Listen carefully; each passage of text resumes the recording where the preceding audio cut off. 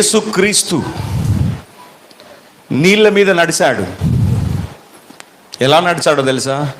పరిశుద్ధాత్మ గాలి ఆయనను లేపి నీళ్ళ మీద తీసుకెళ్తా ఉంది. ఎవరు చప్పట్లు కొడతలేరు?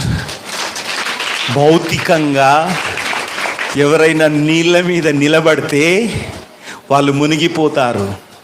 మునిగిపోకుండా యేసుని పరిశుద్ధాత్మ దేవుడు మోసుకొని వెళుతున్నాడు.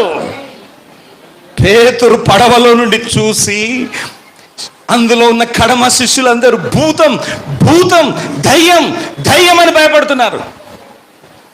యేసు తెలుసా, నేనే, భయపడకుడి అన్నాడు. ఈ స్వరము మన గురువుదే, మన బోధకుడిదే. అయితే పేతురు అంటున్నాడు,